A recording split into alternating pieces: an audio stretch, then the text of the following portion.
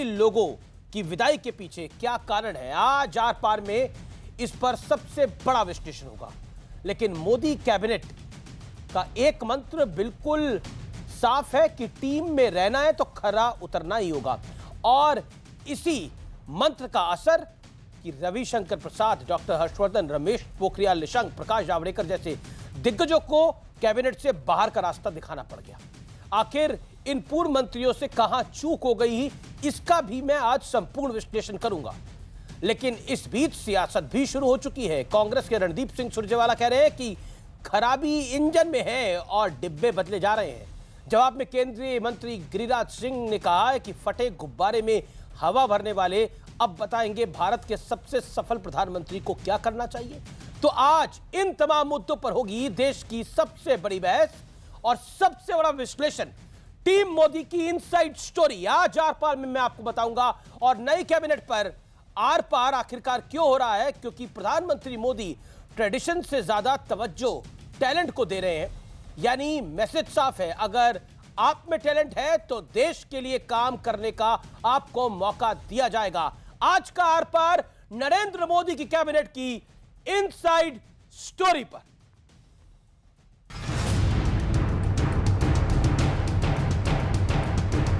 मैं अनुराग सिंह ठाकुर ईश्वर की शपथ लेता हूं कि मैं विधि द्वारा स्थापित भारत के संविधान के प्रति सच्ची श्रद्धा और निष्ठा रखूंगा। मैं भारत की प्रभुता, अखंडता अक्षुण्ण रखूंगा। संघ के राज्य मंत्री के रूप में अपने कर्तव्यों का श्रद्धा पूर्वक और शुद्ध अंतःकरण से निर्वहन करूंगी तथा मैं भय या पक्षपात, अनुराग या द्वेष के बिना सभी प्रकार के लोगों के प्रति संविधान और विधि के अनुसार न्याय करूंगा। मैं अश्विनी वैष्णव ईश्वर की शपथ लेता हूं। शपथ ग्रहण के तुरंत बाद प्रधानमंत्री मोदी की नई कैबिनेट टीम एक्शन में आ चुकी है। स्वास्थ्य मंत्री के रूप में प्रधानमंत्री जी की अपेक्षा के अनुसार मैं काम करने की कोशिश करूंगा। जो जिम्मेदारी माननीय प्रधानमंत्री जी ने मुझे दी है, मैं उस पर खरा उतरने का हर संभव प्रयास करूंगा और आशा करता हूं कि आप सबके सहयोग से इस जिम्मेदारी का निर्वहन ठीक ढंग से कर पाऊंगा। जो भी संभव भी काम करना है, दिल के साथ हम काम करेंगे। मेरे क्षमता से जितना काम होगा उतना मैं करूंगा। विदेश की जिम्मेवारी भी देश की ही जिम्मेवारी है। मैं विदेश का अगर मेरे को काम दिया है तो वो समझिए कि देश हित में ही दिया है, तो प्राथमिकता देश ही है। पूरे लगन के साथ, मेहनत के साथ और संकल्प के साथ उनकी अपेक्षाओं पर खड़े उतरने की कोशिश है। माननीय प्रधानमंत्री जी ने जो जिम्मेदारी मुझको कैबिनेट मंत्री के रूप में दी है और जो उन्होंने भरोसा दे करके जो जिम्मेदारी और दायित्व दिया है, निश्चित रूप से मैं उसको पूरा गंभीरता से निभाने का प्रयत्न करूंगा। जो भी इंटरमीडियरीज हैं इंडिया में, उनको देश के लॉज को पालन करना उनका तो एक दायित्व है, उनको करना ही पड़ेगा। लेकिन आज आर पार में मोदी की नई टीम का संपूर्ण विश्लेषण होगा। जिन नए चेहरों को टीम मोदी में एंट्री मिली है, उसके पीछे क्या वजह है, और जिनकी कुर्सी गई है उनसे क्या चूक हुई है, इस पर भी सबसे बड़ी चर्चा होगी। लेकिन मोदी 2.0 की नई कैबिनेट में गृह मंत्री अमित शाह को भी एक नई जिम्मेदारी मिली है। वो अब सहकारिता मंत्रालय का जिम्मा भी संभालेंगे। अमित शाह के पास सहकारी क्षेत्र का विशाल अनुभव है। वो अहमदाबाद डिस्ट्रिक्ट कोऑपरेटिव बैंक के चेयरमैन रह चुके हैं। करीब 21 साल पहले जब वो एडीसी बैंक के चेयरमैन बने तब बैंक डूब रहा था, लेकिन मात्र 1 साल में ये बैंक मुनाफा कमाने लगा। लेकिन ये बैंक तो सिर्फ एक बानगी है। अमित शाह के विजन से गुजरात के कई कोऑपरेटिव बैंक डूबने से बच गए। हालांकि कैबिनेट की नई टीम पर विपक्ष निशाना साध रहा है। रणदीप सुरजेवाला ने ट्वीट किया, खराबी इंजन में है और बदले डिब्बे जा रहे हैं। केंद्रीय मंत्री गिरिराज ने पलटवार करते हुए कहा, फटे गुब्बारे में हवा भरने वाले अब बताएंगे भारत के सबसे सफल प्रधानमंत्री को क्या करना चाहिए। राहुल गांधी ने भी तंज कसते हुए ट्वीट किया, तो क्या अब वैक्सीन की और कमी नहीं होगी। बेगानी शादी में अब्दुल्ला दीवाना, अब इनको क्या मतलब है। और मुझे लगता है कि केवल विरोध के लिए ही विरोध करना है तो फिर करते रहिए आप।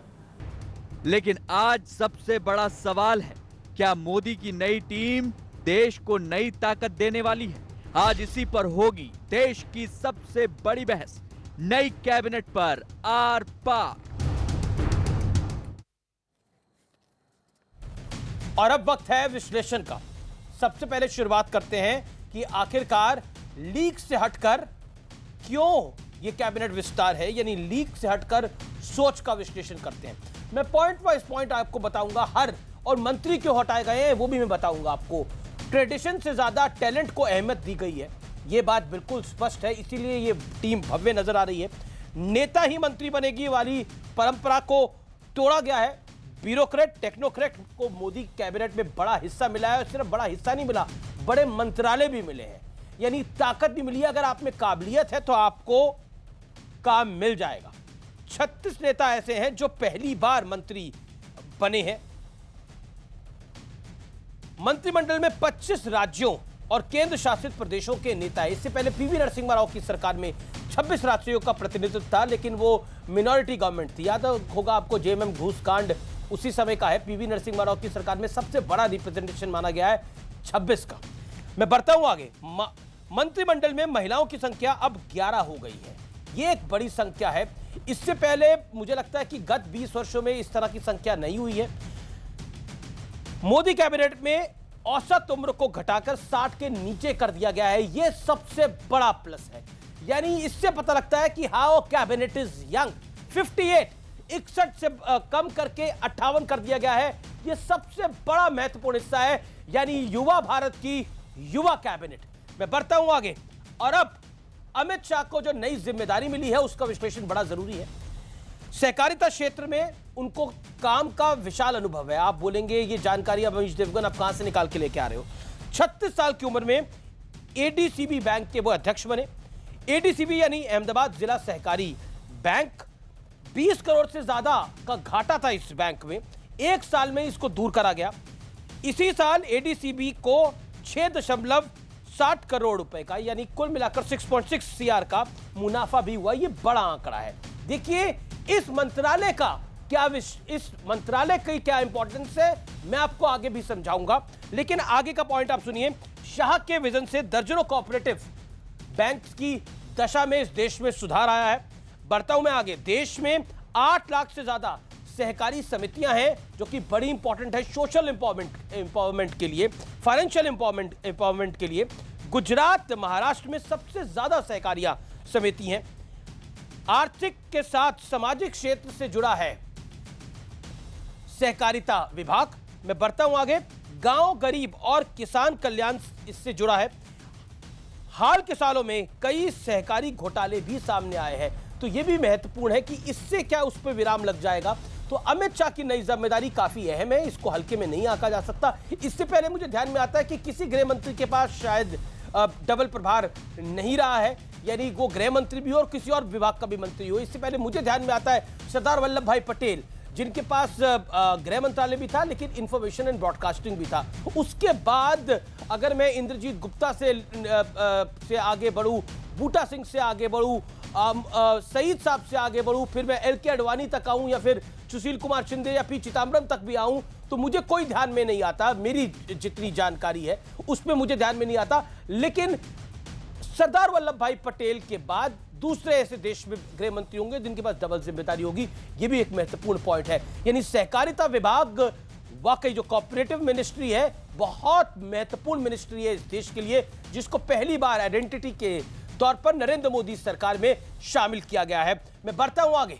आज विश्लेषण थोड़ा लंबा होगा क्योंकि दिग्गज मंत्रियों की छुट्टी का विश्लेषण भी करना बड़ा जरूरी है। रविशंकर प्रसाद बड़ा नाम है, दिग्गज नाम है। आईटी मंत्रालय और टेक्नोलॉजी कंपनियों के बीच जो विवाद हुआ, ट्विटर ने इनका अकाउंट भी 1 घंटे के लिए बंद कर दिया था, हालांकि वो एक वजह नहीं थी। मनमानी करने वाली कंपनियों पर लगाम में कुछ चूक हुई, ये भी एक कारण रहा।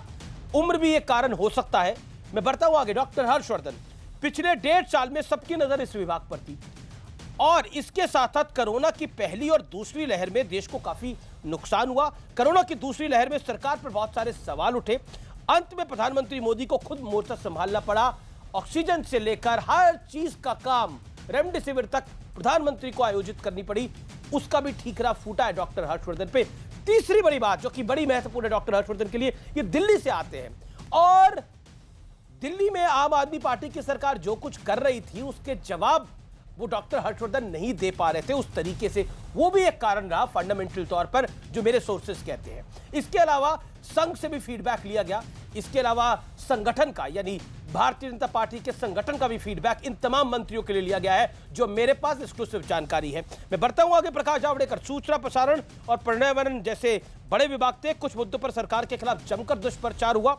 सरकार के खिलाफ दुष्प्रचार रोकने में ये पूरी तरह से नाकाम रहे, ये कहा जा सकता है। मैं बढ़ता हूं आगे। अगला नाम है रमेश पोखरियाल निशंक का। हालांकि इनका स्वास्थ्य उतना बेहतर नहीं है, मंत्री पद जाने में खराब स्वास्थ्य की बड़ी वजह है, बड़ा कारण है। शिक्षा मंत्रालय की बैठकों में ये शामिल नहीं हो पा रहे थे। पीएम मोदी को खुद मोर्चा कई जगह संभालना पड़ता था, बच्चों के साथ संवाद भी किया प्रधानमंत्री ने। सीबीएसई की परीक्षा रद्द करने का फैसला पीएम की अगुवाई में हुआ और इसके अलावा क्योंकि